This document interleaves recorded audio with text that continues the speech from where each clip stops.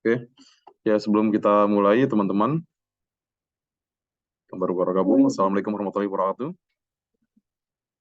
Waalaikumsalam warahmatullahi wabarakatuh. Sebelum kita mulai kuliah kita hari ini, sebaiknya kita berdoa dulu ya. Berdoa dimulai.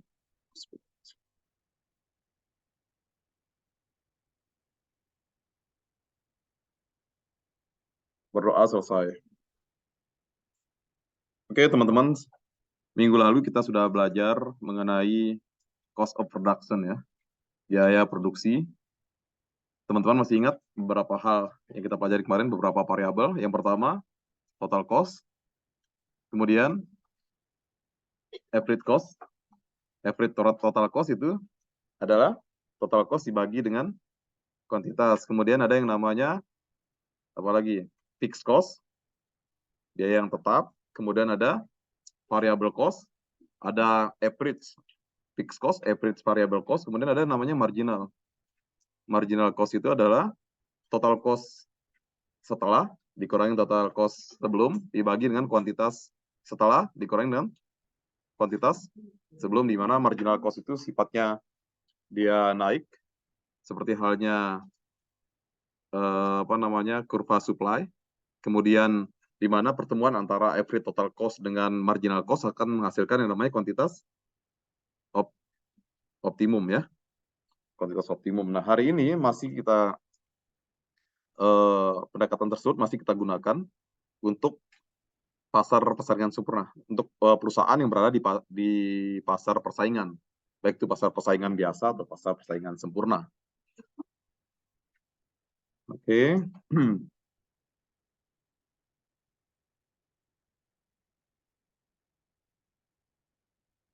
Teman-teman pernah membayangkan apa itu pasar persaingan sempurna? Datang ke pasar tradisional misalnya. Mereka menjual barang yang relatif sama ya. Relatif sama, yang datang ke situ penjualnya banyak, kemudian pembelinya juga banyak. Ya. Jadi, a perfectly competitive market has the following karakteristiknya, ciri-cirinya adalah there are many buyer and seller in the market. Ya. Kemudian, the goods offered by the various seller are largely the same atau identik, ya sama aja gitu kan. Satu jual sayur, itu jual sayur, ada ikan, yang pedagang ikannya juga banyak, pedagang dagingnya juga banyak. Kemudian, firm can freely enter and or exit the market. Jadi, untuk masuk ke situ nggak perlu modal banyak. You don't need a big amount of capital to enter the market ya. You don't need the special technology to enter the market. Everyone can enter the market freely or exit ketika tidak suka atau tidak menguntungkan, udah cabut dari pasar gitu kan, cari bisnis lain. Itu cirinya pasar persaingan sempurna. As a result of its characteristic, the perfectly competitive market has the following outcome. Hasilnya, dampaknya adalah the action of any single buyer or seller in the market have a negligible impact on the market price. Negligible, sedikit banget pengaruhnya terhadap harga. Jadi si penjual dan pembeli itu tidak ada pengaruhnya. Tidak bisa menaikkan harga suka-suka hati. Ya, datang ke pasar, kalian tidak suka misalnya ke pasar beli daging ke penjual A, cari ke penjual B. Karena harga itu sudah terbuka informasinya selebar-lebarnya. Jadi penjual dan pembeli itu tidak bisa. Cuma bisa bergain, bisa tawar-menawar di range yang sudah harga pasar gitu. Nggak suka beli daging di pasar Rawasari, kalian bisa beli daging di pasar yang lainnya. Di pasar Rawamangun misalnya. Tidak satu pun antara penjual dan pembeli bisa mempengaruhi harga. Each buyer and seller takes the market price as given. Jadi harganya sudah, mereka harus penerima harga. Nggak bisa mempengaruhi harga di pasar. Harga ditentukan oleh mekanisme pasar, supply dan demand. Banyak ketika panen raya ya harga murah. Itu aja. Ketika banyak pasokan bawang putih diimpor ya harganya murah. Ketika cabai gagal panen harganya mahal itu. Bukan disebabkan oleh penjualnya atau pembelinya. Kemudian tadi udah saya singgung, a competitive market has many buyers and sellers trading identical product. Produknya identik sama. sayur sawinya ya sama, sayur sawinya, bawangnya juga sama, berasnya juga sama. Ya. Kan datang ke pasar induk Cipinang, berasnya juga sama gitu kan. Ada yang bagus, ada yang premium, Raja Lili segala macam, ada yang biasa. Harganya berarti sama di situ. Kalau nggak suka di situ, silakan pergi ke tempat lain gitu kan, untuk cari harga yang lebih, yang harganya juga sama gitu. And seller trading identical product so that each buyer and seller is price taker. Price taker, penerima harga aja. Misalnya iPhone itu bisa saya jual seenaknya aja, karena saya menciptakan, misalnya seperti itu. Ya, tapi kalau di sini tidak bisa. Nanti minggu depan, 2 minggu lagi kita akan bahas tentang pasar monopoli, atau sebelumnya itu oligopoli dulu. Buyer and seller must exceed the price determined by the market. Ya, siapa yang menentukan harga? Pasar ya. Ya, jika suplainya banyak, harganya bisa murah gitu kan. Ketika mangga banyak, kalau di akhir-akhir musim durian, harganya mahal ya, mahal. Itu. Sebenarnya si penjual itu tidak mampu mengatur harga, dia belinya udah mahal gitu kan, suplainya kecil. Kemudian di pasar ada satu konsep lagi yang dikenal dengan revenue. Kemarin sudah saya singgung sedikit apa itu revenue ya, atau sales kalau bahasa akuntannya. Revenue itu adalah apa tuh? The selling price times the quantity sold. Jadi misalnya revenue-nya Aisyah misalnya itu adalah kalau Aisyah penjual bakso, berapa piring bakso yang dijual dikali harga bakso. Itu pendapatan dia gitu kan. Kalau 100 piring dia jual dengan 10.000, berarti pendapatan hari itu 1 juta misalnya ya. TR, ingat-ingat tuh, ini konsep awalnya TR sama dengan P kali Q. Simple. Nanti kita akan lebih jauh lagi, ada namanya marginal revenue juga. Jadi kita lihat sifat apa namanya, bagaimana sih sifat pendapatannya, sifat biayanya di pasar, di perusahaan yang bergerak di pasar kompetitif atau persaingan sempurna. The revenue is proportional to the amount of output ya. Semakin banyak output yang dijual, akan revenue juga akan semakin banyak. Sementara di sini harganya tidak mampu diubah. Jadi dia bermain di mana? Quantity ya. Nah, ini ada namanya average revenue, pendapatan rata-rata dari barang yang kalian jual gitu. Misalnya kalian berdagang beras di pasar. Average revenue tells us how much revenue a firm receive from the typical unit sold. Jadi di sini total revenue dibagi dengan kuantitas. Ya. P kali Q dibagi kuantitas.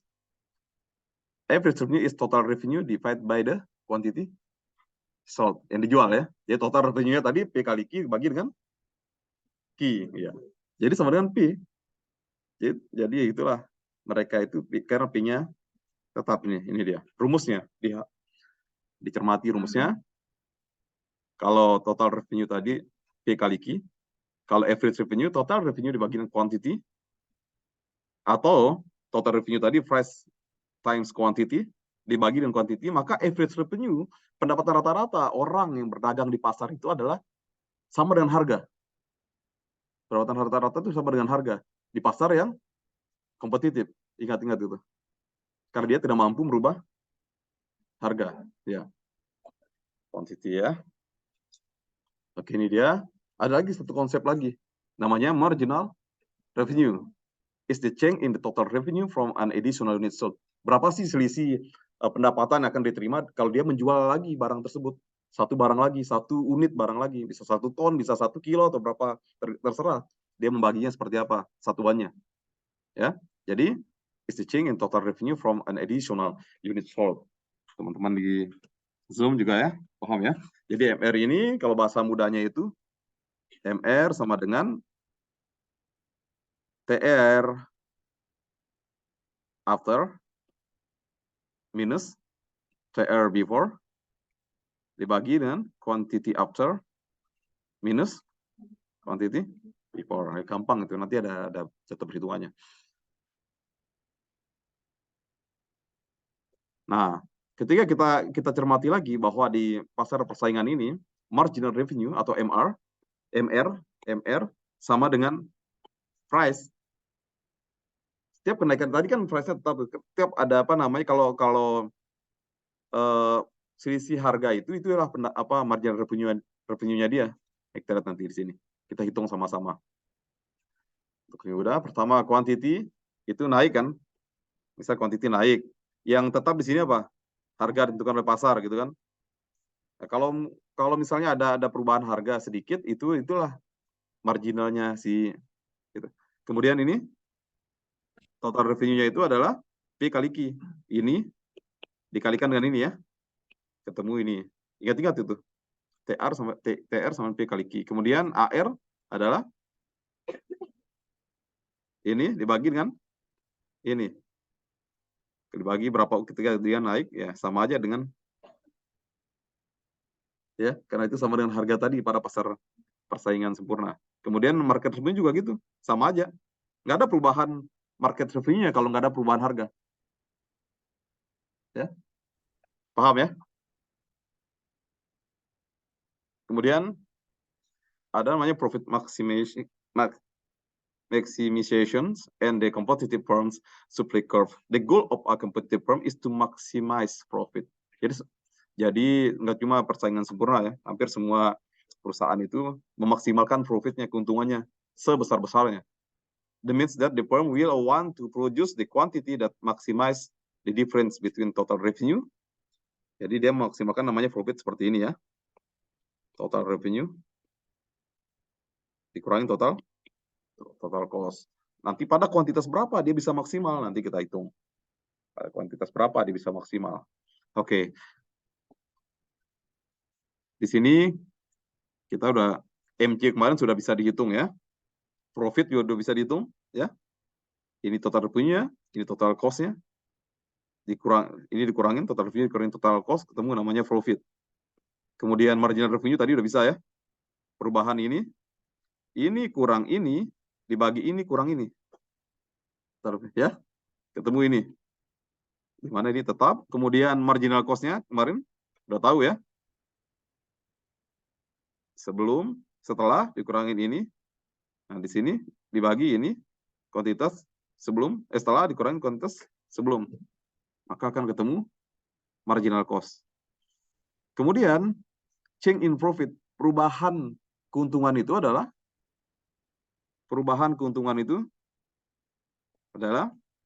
marginal revenue dikurangin marginal cost.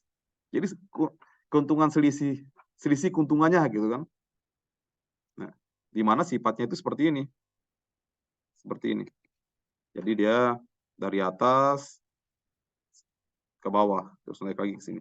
Itu namanya marginal profit. Change in profit, perubahan keuntungan. Nah, kalau kita gambarkan semuanya seperti ini, teman-teman. Ya. Marginal cost untuk satu perusahaan ini sama mengikuti bentuk kurva supply. Ya. Nah, ketika marginal cost ini ketemu dengan marginal revenue atau sama dengan nol ini 0 ya, maka disitulah quantity optimalnya.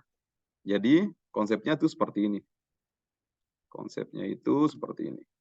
Jadi profit optimal sama dengan MR kurang MC. MR kurang MC itu optimalnya pada saat ini sama dengan 0.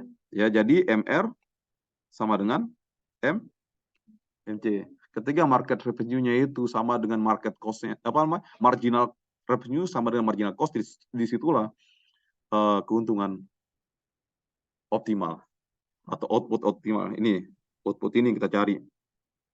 Jadi kalau kalian berdagang, membuka usaha yang bergerak, yang kalian lihat pasarnya itu pasar persaingan sempurna, maka beginilah konsep. Nanti lebih jauh akan saya jelaskan lagi nanti. MR harus sama dengan MC. Kalau sudah sama dengan kalian sudah mendapatkan output optimal ini, di mana marginal revenue yang sudah kalian hitung tadi sini sama dengan marginal cost, udah nggak usah tambah output lagi, maksimum segitu. Kalau nggak kalian buka cabang lagi, seperti itu. Ya, jadi bentuknya MC itu seperti ini. Ketika kalian hadapi itu kalau di pasar persaingan sempurna ada sama dengan AR ya, average revenue, sama dengan MR ya, sama-sama 6 ya. Nah, jadi P sama juga dengan MC. Itu juga bisa membentuk yang namanya quantity maximum. The firm maximize profit by producing the quantity at which marginal cost equals marginal revenue ya. Ini profit maximization in the competitive firms supply curve. Profit maximization occurs at the quantity where ini marginal revenue sama dengan marginal cost. Ingat-ingat itu ya. Ketika kalian hitung, saya suruh atau MR dikurangi dengan MC sama dengan ya, karena sama ya. Nanti kalau saya suruh hitung, tentukan di mana marginal revenue-nya tahu ya. Nah, apa ya? Bagaimana manajerial sebuah perusahaan? Ketika teman-teman mendapatkan ternyata marginal revenue-nya itu masih memungkinkan atau lebih besar daripada marginal cost, maka keputusan seorang manajer adalah meningkatkan output. Ya, ini P-nya. Kalau di sini di atas kan, marginal cost-nya itu di atas di sini nih. Di sini pada area ini kan tidak sama dengan tuh MR-nya itu di sini MC-nya di sini, MR-nya di sini. Ya, ini MC garis sini. Nah, MR-nya itu di sini. Masih di sini MC-nya lebih rendah daripada MR. Maka ini memungkinkan untuk kita menambah kuantitas. Ya, ketika MR lebih kecil dari MC, maka kita masih bisa menambah kuantitas. Tapi ketika kita MR-nya kurang dari MC, lebih kecil dari MC, maka kita bakal rugi. Keputusannya adalah mengurangi kuantitas. Jangan banyak-banyak lah. Kemampuan kita udah optimum gitu kan, di atas optimum. Nah, yang bagus itu adalah marginal revenue sama dengan marginal cost. Zero economic profit. Ada yang mau berusaha kalau zero economic profit? Di pasar persaingan sempurna? Banyak kan? Ya, tapi nanti saya jelaskan kenapa dia masih mau berusaha padahal dia dapat keuntungan yang 0, MR sama dengan MC atau ya, zero profit. Zero economic profit. Oke. The firm short runs decision to shut down. Nah, ketiga di sini kalian lihat tetangga kalian kadang-kadang lagi malas jualan gitu, yang jualan di pasar gitu. Malas jualan harga jadi kurang bagus. Dia menutup sementara kiosnya. Karena misalnya harga tiba-tiba ketika harga mangga lagi panen raya, mereka banyak banget bermunculan tuh orang-orang jual mangga naik mobil. Misalnya seperti itu. Dia memutuskan untuk membuka. Nah, di sini ada keputusan karena dia tuh gampang masuk, gampang keluar di pasar persaingan sempurna, maka at shutdown refer to short run jangka pendek, short run decision keputusan jangka pendek untuk tidak memproduksi apapun. Ini shutdown namanya. Kadang-kadang dia shutdown. Saya hari ini mau istirahat aja, harga apa namanya? Untungnya lagi tipis gitu atau bahkan rugi. Maka dia akan memutuskan untuk menutup usahanya sementara dalam jangka pendek. During a specific period of time because of the current market conditions. Lagi nggak menguntungkan pasarnya, dia akan menutup sementara dalam jangka pendek. Tetapi dia akan mencari usaha lain keluar dari pasar. Namanya exit. Dalam jangka panjang itu exit. Wow, sudah berusaha itu tidak menguntungkan. Ada yang lebih menguntungkan, opportunity cost lagi kan. Lebih menguntungkan, maka dia akan exit. Ini adalah keputusan jangka panjangnya exit, keputusan jangka pendeknya adalah shutdown. Dia akan meninggalkan pasar.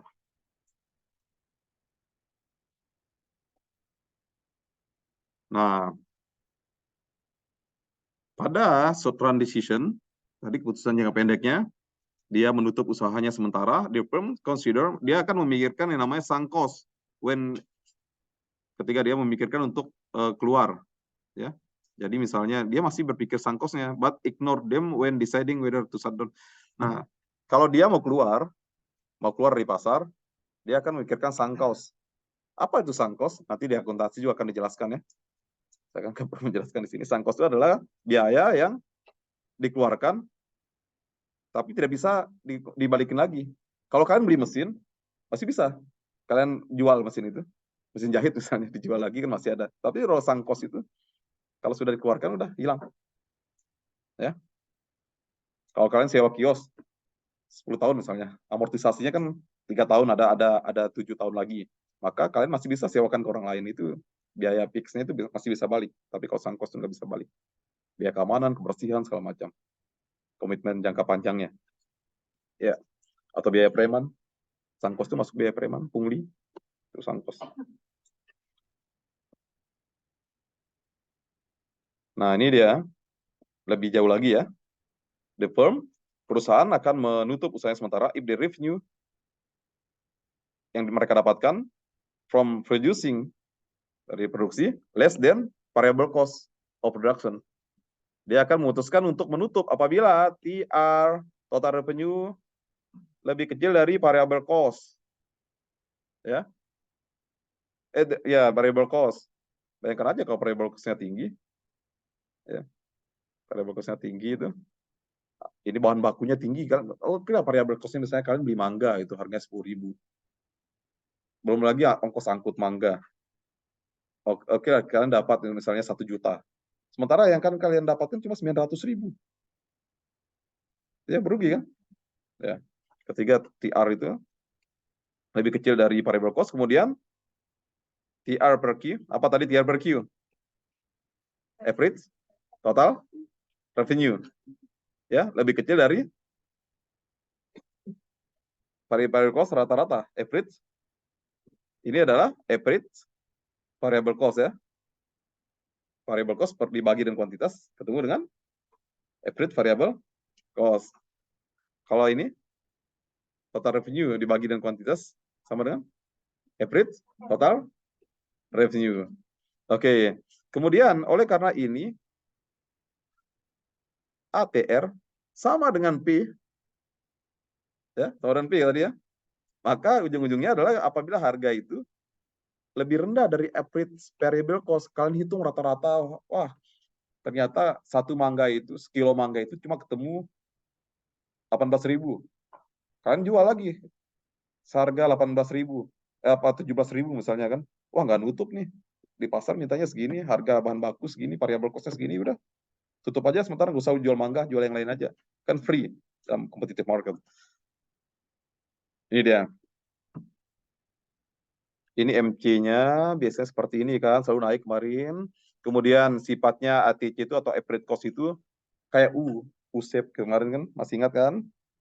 Kayak U, kemudian average variable cost seperti ini. Nah, berada di sini ATC sama dengan MC. Ini optimum ya. Ya. Ini optimum kemarin, optimum output kemarin di sini. Nah, apabila dia berada di sini, ini firm Southern supply curve. Nah, jadi MC akan sama dengan supply.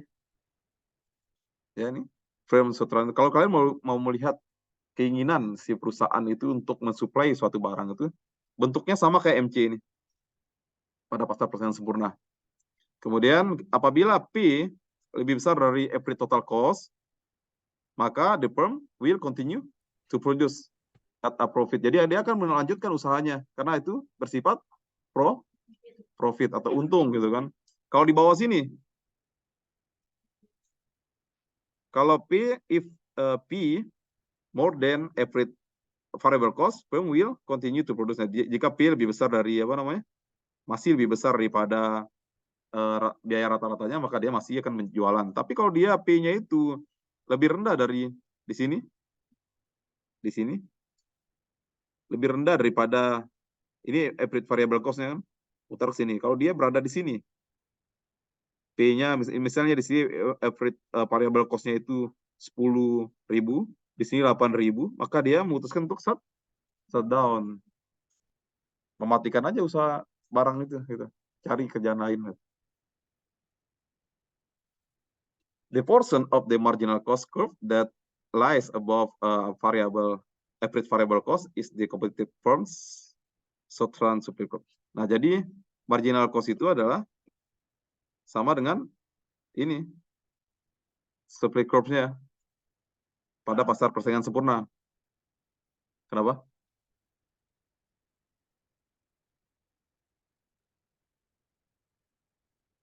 Kemudian ini. Sekarang keluar, exit dari pasar dalam jangka panjang. Ya sama aja kalau jangka pendeknya tidak kunjung berubah, tidak kunjung menguntungkan, maka dalam jangka panjang dia akan exit ya. Dalam jangka panjang, the firms exit if the revenue it would get from producing is yang dia dapat dari produksi lebih kecil dari total cost. Exit apabila ini kan total revenue less than total cost. Kemudian exit apabila average total revenue less than average total cost. Kemudian P, karena ini sama dengan tadi kan, ini kan AR sama dengan P ya, kurang dari average total cost ya. Dia akan exit selama-lamanya. Jadi Gojek dia, nggak mau jualan lagi di pasar. Misalnya seperti itu. Karena itu kita mempelajari yang namanya opportunity cost. Opportunity cost. Nah, ini sini. Oke, yang ini sekarang the firm's long run decision to exit or enter a market. Sekarang enter. Apabila kebalikannya ya. TR lebih besar dari TC, TR per Q-nya lebih besar dari TC per Q, P lebih besar dari A, TC. Ya, ini dia. Kalau dia di sini, ini di sini nih. P-nya di sini. Sementara ATC-nya di sini kan. Misalnya ATC-nya di sini. ATC-nya ini ATC.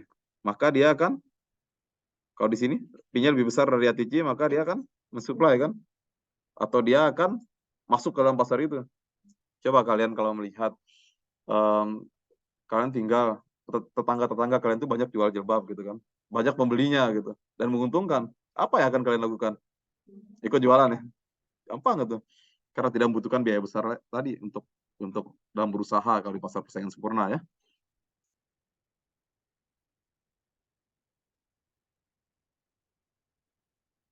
The competitive firms long run supply curve.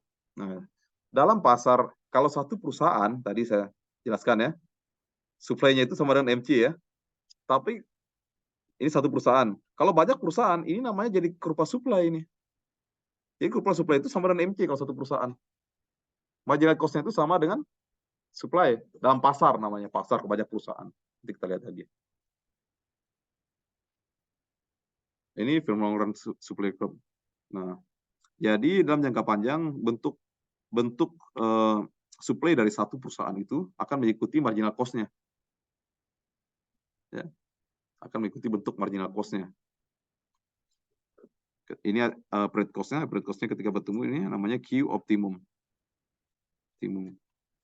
Oke, nanti kita bahas lagi di bawahnya. Short run supply curve, the portion of its marginal cost curve that lies above average variable cost. Ini dia. Mulai dari sini nih supply-nya. Ya, ketika dia sudah ketemu biaya rata-ratanya, ketemu di sini optimum, nah di sinilah supply-nya dia. Karena di sini akan berada harga yang lebih tinggi daripada average total cost ya. Long run supply curve, the marginal cost curve above the minimum point of its average cost. Nah, ini minimum point kemarin kan, minimum point of ATC ini, kemarin kita udah belajar kan, minimum point of average total cost itu. Kalau ketemu dengan marginal cost, maka disitulah. Nah, di atas ini ya, perusahaan akan bersedia untuk mensuplai, untuk bersedia untuk berdagang. Nah, ini dia. Karena apa? Ketika dia di bawah titik pertemuan ini, harga di bawah pertemuan ini ATC-nya, ini harganya, maka rugi itu sebesar ini, segi 4 ini ya ruginya. Panjangnya itu dari 0 ke Q, lebarnya itu dari P ke ATC. Itu konsepnya, bisa dihitung dengan apa namanya, dengan angka juga. Misalnya P-nya 10.000 misalnya, 10.000. Sementara average total cost-nya itu 11.000. Kemudian dia cuma bisa di sini dia jual 100 misalnya, 100 piring bakso misalnya. Ininya 0. Ini hitung.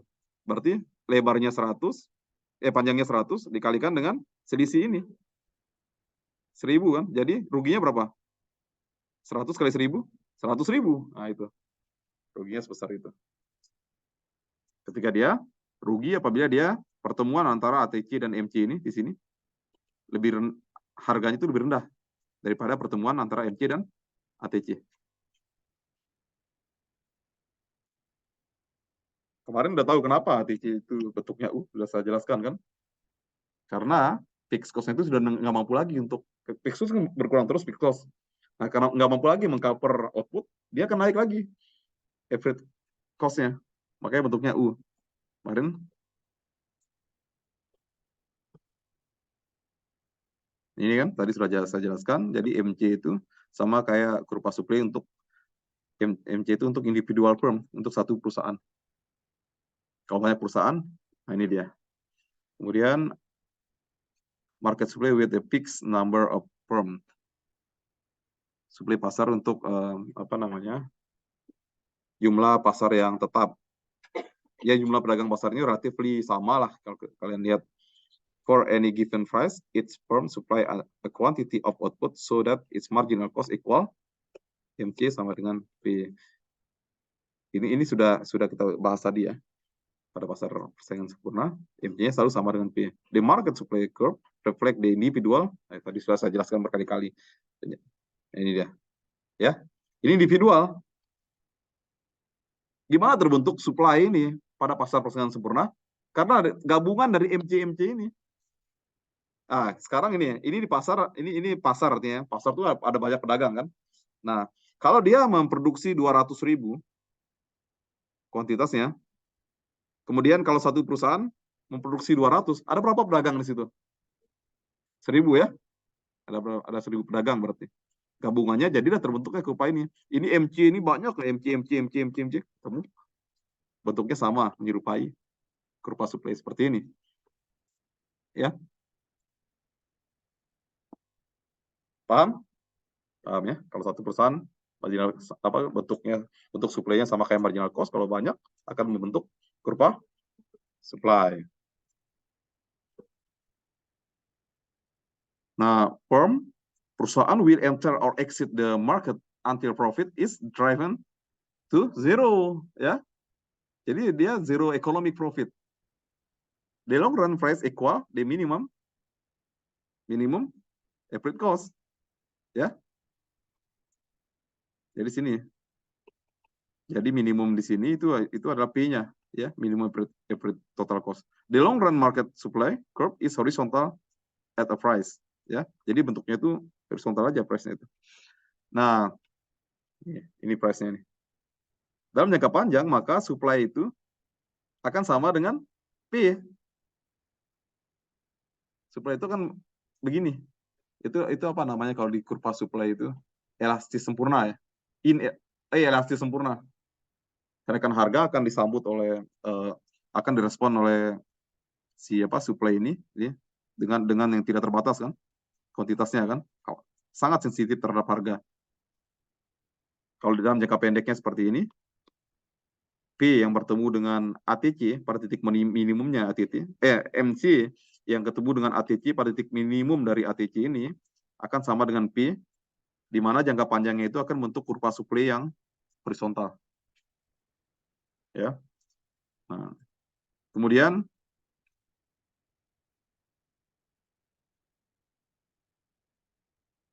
perusahaan kalau mau bertahan di pasar persaingan sempurna, maka dia harus keuntungannya harus sama dengan nol, zero economic profit. Kemudian di proses, nah sekarang saya bahas zero economic profit. Kemarin sebelumnya sudah saya bahas mengenai apa itu keuntungan secara akuntansi, keuntungan secara ekonomi. Masih ingat? Kalau ekonomi menghitung implisit dan eksplisit. Kalau akuntansi eksplisit doang kan. Kalau di sini kita melihat yang dimaksud dengan zero economic ini, zero economic profit ini adalah dia masih memperhitungkan tenaganya. Kan masuk dalam struktur biaya dalam secara akuntansi. Misalnya Aisyah itu jual apa namanya? Jual mangga di pasar gitu kan. Nah, keuntungan dia ada biaya buat dia. Dihitung sebagai biaya. Opportunity cost kan. Kamu berada di situ, maka akan dihitung sebagai opportunity cost. Ya. Misalnya gaji Aisyah sebulan 4 juta misalnya kan di pasar itu. Apa sebagai pemilik. Jadi pemiliknya kalau kalian menjadi pengusaha yang bergerak di competitive market ini, kalian harus bekerja di situ. Jangan sok-sokan jadi investor. Nggak bakal, karena untungnya adalah zero. Keuntungan kalian itu adalah gaji kalian sebenarnya di dalam persaingan sempurna itu. Jangan, wah saya investornya di kedai yang pojok sana tuh, pecel lili itu. Nggak ada untungnya. Zero profit. Kalaupun ada untungnya, itu lebih kecil daripada opportunity cost yang lain. Mendingan uangnya ditaruh tempat lain gitu. Itu maksudnya zero economic profit itu. Menghitung yang namanya opportunity cost. Ya. Jadi jangan sosokan. Kalau kalian buka perusahaan kecil yang semua orang bisa itu, terus kalian nggak ikut bekerja. Yang untung adalah si tukang pecel lili yang kalian biayai. Dia dapat gaji kan. Sementara kalian dapat apa? Dapat zero ataupun dapat keuntungan, tapi keuntungannya kecil. Lebih kecil daripada biaya opportunity cost kalian ketika uang kalian ditaruh di tempat lain. Itu maksudnya zero economic profit itu. Bukan zero akuntan. Tapi secara akuntansi untung. Secara akuntansi untung. Karena kebanyakan orang itu tidak menghitung tenaganya. Pernah dengar kayak gitu? Nggak hitung tenaga kan? Pergerakan kurva demand in the short run and long run. Nah, an increase in demand rise price. Ketika banyak permintaan itu akan meningkatkan harga. And quantity in short run. Jadi ketika demand kenaikan si permintaan itu akan meningkatkan harga. Harga naik, kuantitas juga ikut naik dalam jangka pendek. Perusahaan akan mendapatkan profit karena harga saat ini ketika dia sudah mulai untung itu lebih besar daripada total cost. Nah, perusahaan itu kan nggak selalu rugi terus. Satu saat ketika harga permintaan naik, harga mangga naik, harga bahan baku murah, dia akan untung di situ. Secara dua-duanya, ekonomik maupun secara ya. Nah, dia yang kita maksud dia harus zero profit untuk dia bertahan. Setidaknya masih bisa membiayai si pemiliknya. Ya, tidak mati perusahaan tersebut. Ya. Nah, karena harga cabai juga fluktuatif gitu kan. Ketika misalnya harga pakaian, tapi pakaian sekarang udah mulai turun ya. Di Tanah Abang kasihan juga.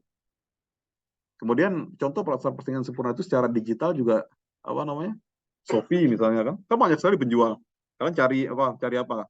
Baju. Itu semuanya pada jual baju ratusan pedagang tuh. Besok mau jualan di Shopee suka-suka hati. Sekarang mau jualan suka-suka hati kan. Ketika kalian pikir misalnya wah lagi panen raya di siapa orang apa namanya? Indramayu misalnya, wah lagi panen raya mangga di Indramayu. Masuk ke sana, buka jualan di Shopee. Bisa kan? Ketika nggak panen raya harga mahal, berhenti. Gojek aja gitu misalnya. Atau jadi apa? Opportunity cost kan? Oke, ini an increase in demand in the short run and long run. Ini kondisi awalnya, ya kondisi awalnya. Ini harganya pada harga ini seperti biasa sudah saya jelaskan tadi ya. Ada MC, ada ETC ketemu. Kemudian ini di satu perusahaan, ketika di pasar harga ditentukan oleh pasar kan. Ini biasanya sama kan. P yang diterima perusahaan sama dengan P yang ada di pasar. Di mana terbentuknya kurva supply ini apabila perusahaan itu mau menjual.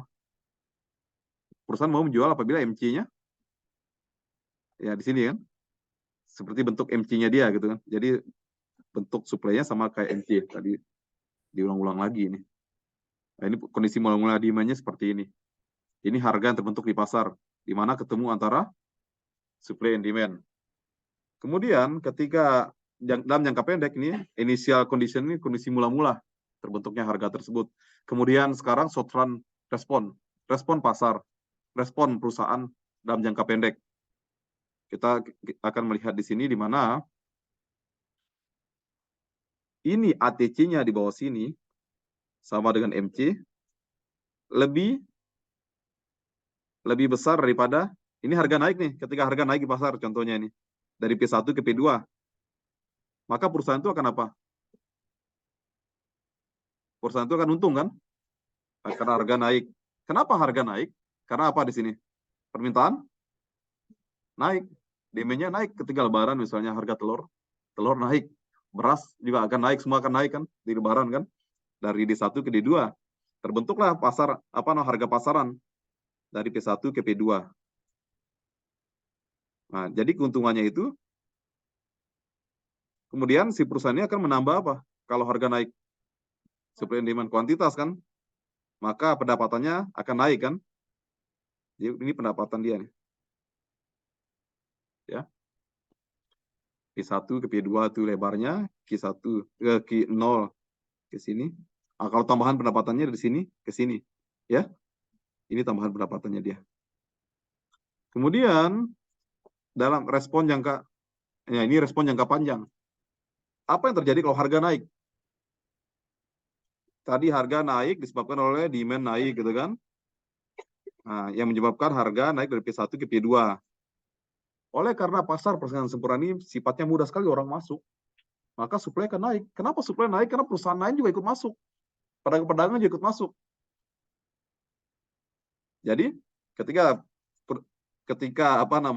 ketika semuanya pada ikut masuk, maka harganya akan kembali normal lagi gitu kan. Gitulah sifat persaingan sempurna itu. Makanya teman-teman disuruh sekolah biar tidak masuk ke pasar persaingan sempurna, punya spesialisasi. Di pasar tenaga kerja itu kalau semuanya sama, ya nggak punya, gampang dipecat, gampang dimasukin gitu. Tapi kalau orang sudah punya keahlian khusus, bisa memonopoli dunia kerja gitu. Itu maksudnya. Jangan jadi orang dalam ekonomi itu jangan jadi orang yang common, jadi orang biasa. Jadi orang yang luar biasa, kalian menggali potensi diri gitu. Makanya jangan heran sekarang sarjana itu kerja di gajinya UMR gitu, bisa kerja di Indomaret segala macam karena itu masuk ke pasar persaingan sempurna. Kalau misalnya di Indonesia pasar persaingan sempurna untuk tenaga kerja itu misalnya lulusan SMA gitu, gajinya 4 juta segala macam, 4 sampai 5 juta. Ya kalian sebagai orang terdidik harus menciptakan spesialisasi agar kalian tidak masuk ke situ. Why the long run supply curve might slope upward? Ini hal-hal yang menyebabkan tadinya kan tetap tuh. Nah, tiba-tiba dalam jangka panjang juga bisa naik juga gitu kan. Ya, supply-nya juga bisa naik gitu. Ini ya. Tadinya kan jangka panjang kalau pasar sempurna itu sama dengan P kan, datar kan. Apa penyebabnya? Sekali-kali dia juga bisa naik karena some resources used in production may be available only in limited quantities. Kemudian resources yang sumber dayanya itu terbatas gitu kan, terbatas. Kemudian firm maybe have different cost ya. Jadi perusahaan-perusahaan yang ada di situ bisa jadi lebih efisien kalau dia mempekerjakan anaknya, misalnya bisa dibayar lebih murah, cost-nya lebih rendah gitu. Why the long run supply curve might slope upward? Marginal firm. Ada namanya marginal firm. Pernah dengar marginal firm? Pemburu rente. Perusahaan-perusahaan yang ya munculnya ketika harga lagi bagus saja gitu. Ketika harga nggak bagus, hilang dia. The marginal firm is the firm that would exit the market if the price were any lower. Tapi kalau harganya bagus, masuk lagi deh. Ya. Si abang-abang yang tadinya Gojek ketika lihat untung untuk jual jual mangga, dia kan jual mangga gitu. Tapi kalau harganya jelek lagi, ini pencari margin namanya. Kalau bahasa ekonomi itu pemburu rente, benar nggak kayak itu pemburu rente? Nanti kalian cari. Oportunis. Perusahaan-perusahaan oportunis yang margin. Oke, summary. Kelihatan dari belakang? Coba baca. Yang pertama, yang paling pojok.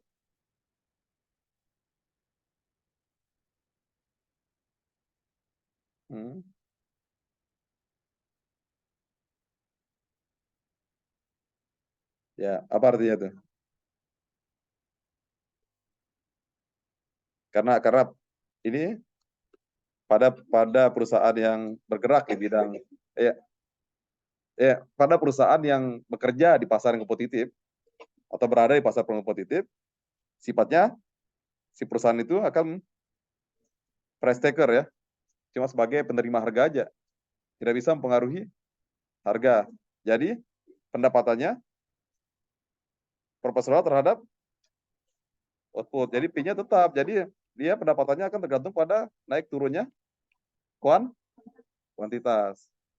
Walaupun sekali-kali tadi ketika harga naik itu insentif buat dia. Kemudian yang sebelahnya, yang ini.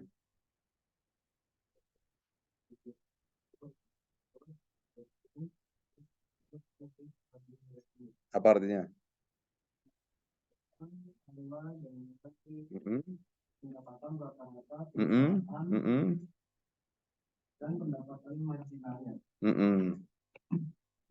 Ya, price sama dengan average revenue sama dengan marginal. Ingat-ingat ya. Ingat-ingat.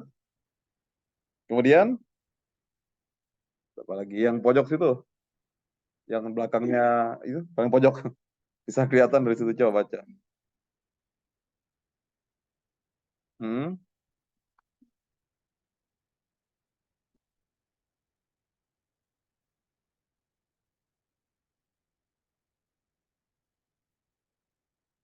Ini kuantitas ya dimiliki itu namanya kuantitas optimum ya, di mana MR sama dengan NJ tadi. Jangan lebih atau kurang. Kalau dia kurang, kalau MC-nya kurang, kalau MC-nya lebih besar daripada MR, dia apain ininya, kuantitasnya? Ditambah atau dikurangin? Ayo. Hah? MC-nya dikurangin? Masih ingat? Coba kita lihat aja ya sama-sama ya. Ini dia. MR-nya besar. Tadi MC-nya lebih besar dari MR. Maka dia harus mengurang kalau MR-nya lebih besar. Masih ingat? Ya. Jadi harus di tingkat ini ya. MR sama dengan MC.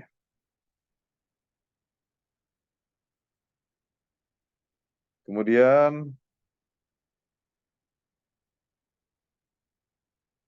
saya cari orangnya ini.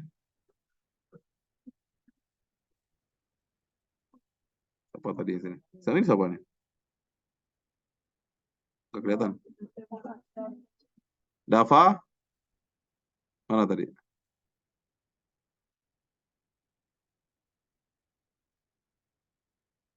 Alkana Reza. Alkana.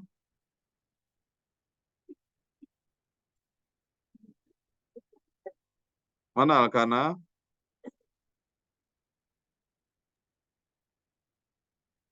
Yang ini Alkana.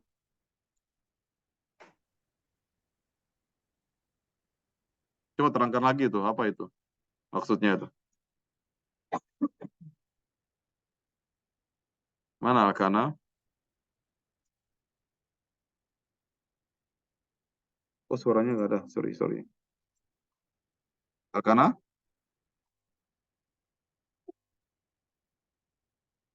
Alkana nggak respon.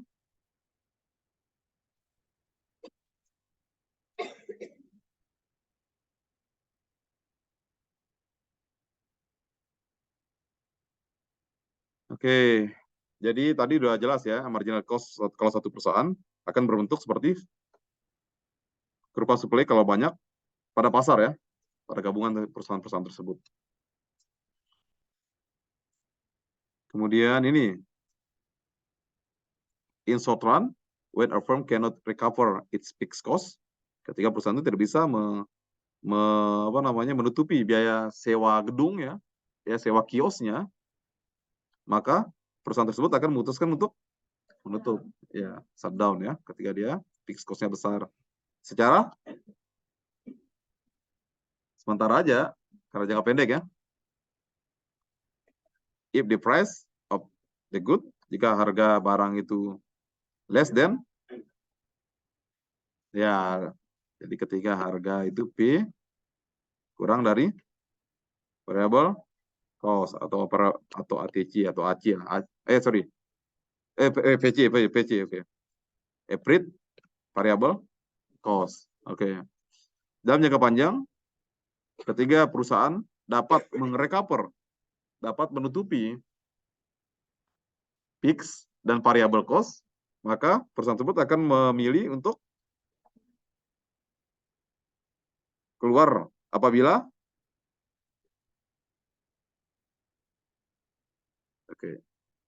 kemudian in a market with free entry and exit, ini namanya pasar persaingan sempurna ya, gampang masuk gampang keluar, profit are driven to in the long run ya, and all firm produce at a different scale. Jadi tadi MR sama dengan MC ya. Nah, itu namanya zero economic profit, bukan zero accounting profit ya. Tadi sudah saya jelaskan ya. Kemudian in the long run, the number of firm adjust to drive the market back to the zero profit equilibrium.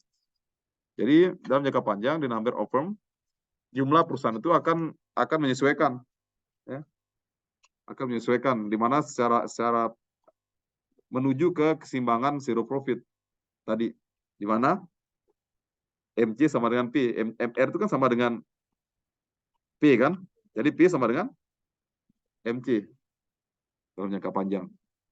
Jadi P ini ya akan flat nanti dalam jangka panjang, akan horizontal dalam jangka panjang, ya. Karena apa tadi? Ketika dia harga itu berubah naik karena ada permintaan yang naik, maka akan masuk pesaing. Ya akan mempengaruhi supply juga akan bertambah gitu kan. Jadi harganya turun lagi menuju ke harga keseimbangan. Ya, paham? Ya. Oke. Saya ini akhir dari presentasi saya buka 2 pertanyaan aja ya. 2 dari online dan dari Zoom dulu. Hamdi, bagaimana Hamdi? Mau bertanya Pak, dari poin yang slide sekarang kan itu ada market dengan free entry and exit. Itu apakah ada market yang harus ada syarat buat masuk sama keluar Pak? Yang mana tuh? Yang mana tuh? Yang slide sekarang Pak, yang poin 1. Poin 1. In a market with free. Ini maksudnya adalah pasar persaingan sempurna, ya. Pasar persaingan sempurna, profit are driven to zero in the long run and all firm produce at the efficient scale. Maksudnya apa? Jadi masing-masing perusahaan itu akan mengikuti kurva permintaan pasar gitu kan, dibagi-bagi mereka itu. Sampai misalnya optimumnya permintaannya itu 10.000.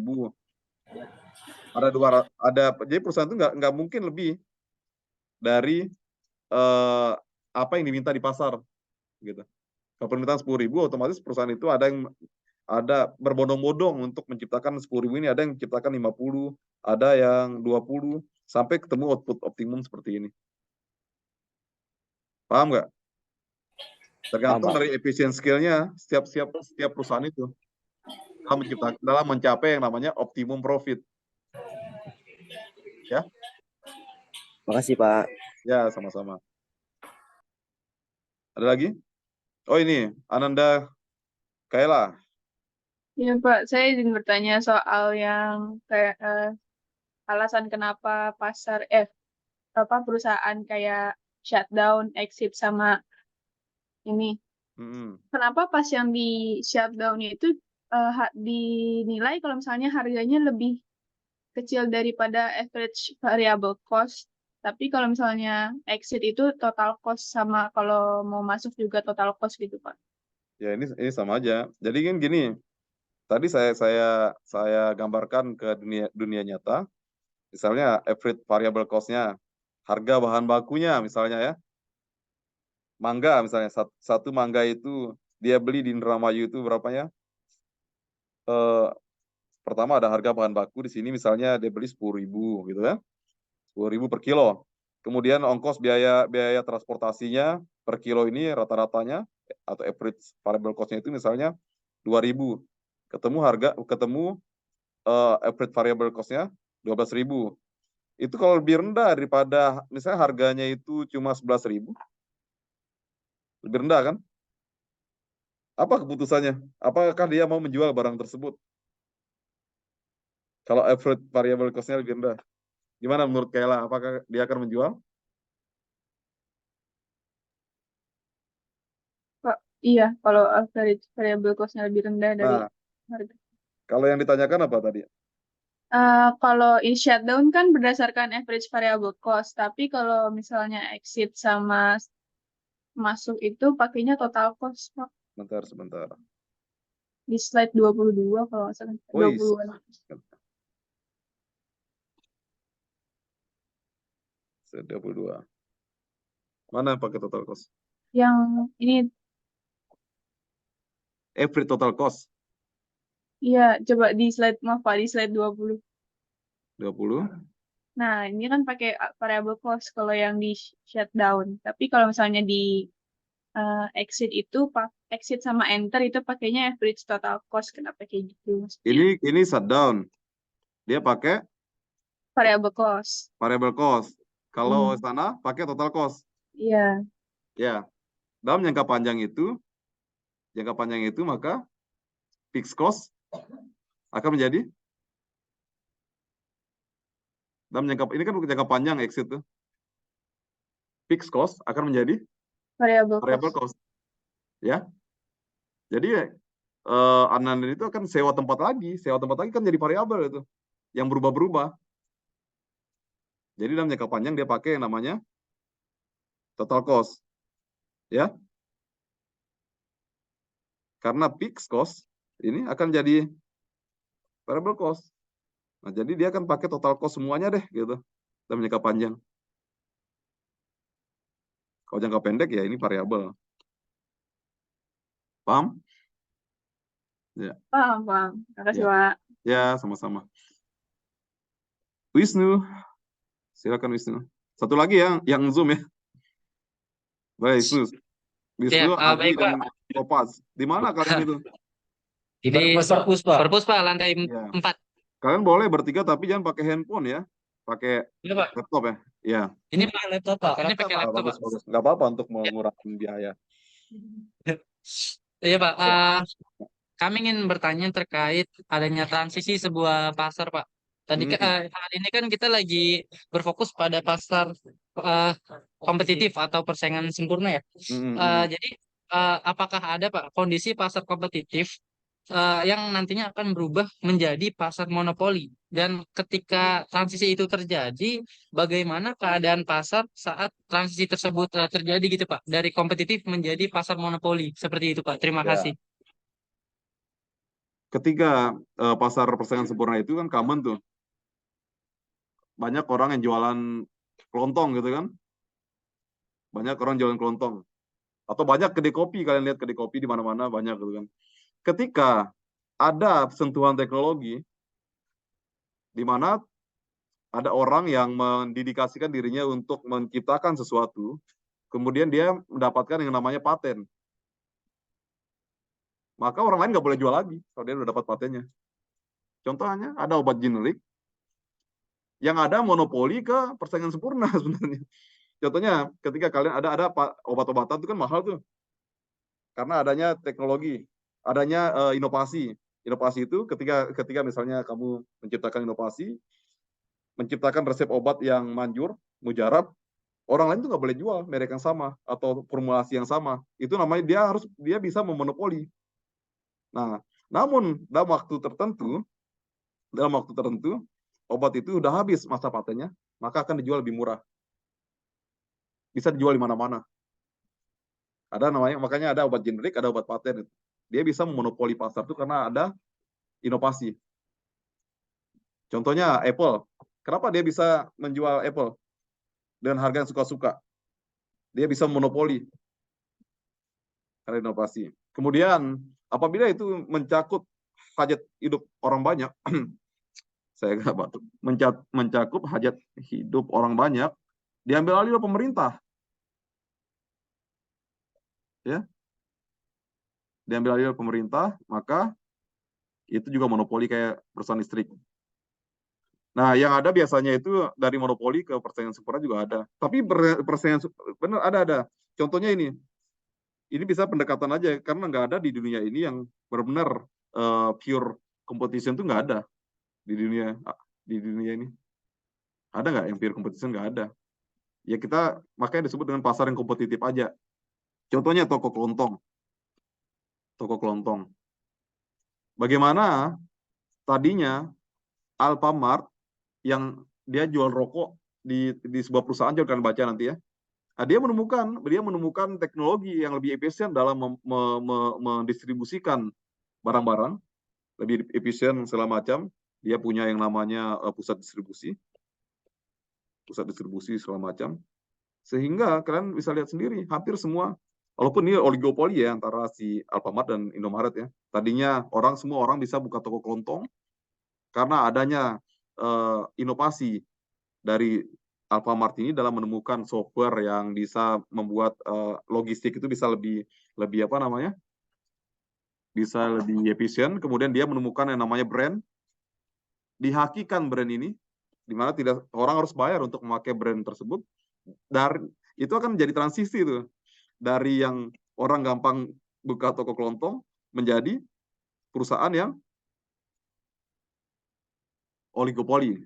Walaupun monopoli itu tidak ada yang monopoli di dunia ini. Kecuali itu didukung oleh negara kayak PLN itu monopoli. Kalau benar-benar monopoli itu nggak ada. Nah ini karena ada tadi inovasi. Itu aja jawabannya ya, Wisnu ya. Jadi inovasi itu yang akan merubah yang biasa aja menjadi luar biasa. Atau brand, kayak kopi kenangan. Ada inovasi di kopi kenangan itu. Bisa menjadi semua orang kalian bisa buka tempat. Tetapi bisa mengundang investor, membuat brand yang bagus. Jadi apa? Jadi perusahaan yang besar, oligopoli banyak di mana-mana gitu kan. Dengan dengan sistem capitalnya. Maka tadi saya bilang kalau mau jangan bermain di pasar persaingan sempurna. Kayak Grab, Gojek gitu kan. Semua Gojek banyak tuh. Gojek banyak dulu kan, ojek banyak kan dulu kan. Siapapun bisa jadi ojek. Nah, ketika si Nadiem itu merubah dengan inovasi, dengan ojek yang punya punya aplikasi, maka cenderung oligopoli kan, cenderung memonopoli. Itu perubahannya karena ada yang namanya inovasi. Gimana Wisnu? Ya Pak, cukup jelas. Ya. Mungkin sedikit menyimpulkan berarti transisi itu ada ketika sudah terjadi sebuah inovasi ya Pak. Iya, inovasi. Baik Inovasi. Bapak. Ya. Nanti kita jelaskan lagi apa itu monopoli. Ketika monopoli itu harga ditentukan oleh si monopoli. Ketika si iPhone itu dibuat dengan susah payah oleh inventornya, Steve Jobs dan kawan-kawan, dia bisa jual suka-suka hati. Harga pasar handphone itu berapa? Ya 5 juta lah misalnya kan. Tapi dia jual iPhone 15 berapa? 22 juta yang Pro Max. Suka-suka hati dia. Namanya juga monopoli. Ada nggak yang perusahaan yang menciptakan iPhone? Nggak ada kan? Dia cuma bantu-bantu buat aja kayak Foxconn. Foxconn itu tukang jahitnya. Foxconn itu tukang jahitnya. Artinya ibarat kata si Macintosh di sana di Silicon Valley itu merancang, diserahkan pabriknya ke sana ke Cina di Foxconn, kemudian dirakit di Foxconn, dijual lagi. Tapi yang megang brandnya, yang megang patennya adalah Mac ya, Macintosh, Apple.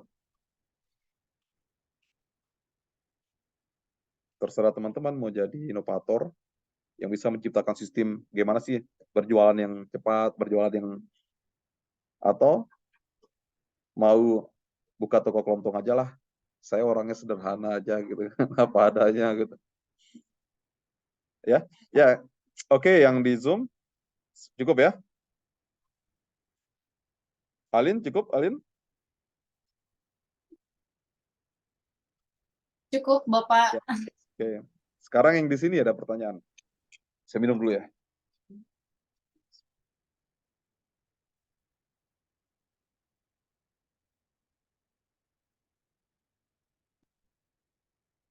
Yang di sini jelas ya.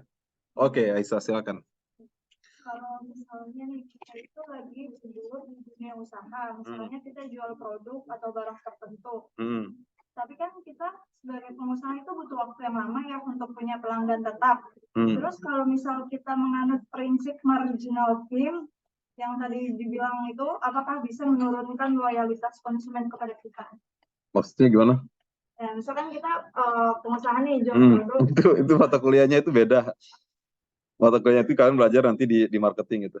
Kalau misalnya kita menurut prinsip yang marginal gain ini, loyalitas konsumen kan bisa. Oh, marginal firm. Iya. Oh, ini salah satu ada tadi perusahaan yang namanya perusahaan oportunis. Dia mau ada aja ketika dia untung aja. Misalnya SK itu, wah lihat harga durian lagi banyak tuh. Dia sewa mobil SK itu ngangkut durian banyak kayak gitu. Dadakan aja. Ketika harga bagus dia akan jadi, dia nggak peduli namanya loyalitas konsumen itu nggak peduli. Pokoknya dia ambil untung sementara aja. Kalau nggak menguntungkan, udah tinggalin. Dia jualan yang lain. Nggak ada. Banyak sekali itu musiman pedagang musiman itu. Ketika contohnya pemburu margin mungkin orang-orang tua kalian itu yang jual es cendol ketika puasa gitu. Atau kalian sendiri gitu kan nyari tiba-tiba ketika butuh butuh dana untuk kegiatan. Kalian jual risol. Kenapa harus risol? Itu dari zaman dulu risol ya. Hampir semua universitas tuh. Kemarin siapa namanya stand up komedi yang orang Depok tuh yang adik kakak tuh cewek. Adiknya Arafa sama namanya. Iya, ditanya kan dia kuliah di Gunadarma katanya. Kenapa nggak ikut organisasi katanya kan? Habis malas ya. Iya jual risol mulu katanya. Di mana-mana, di sini juga kan. Iya. Oke, teman-teman yang Zoom saya cukupkan ya. Saya cukupkan. Sebelum saya tutup, teman-teman semuanya, sebaiknya kita berdoa agar apa yang kita dapat hari ini bisa berguna. Kemudian minggu depan saya akan menyampaikan mengenai pasar oligopoli. Oke, berdoa dimulai.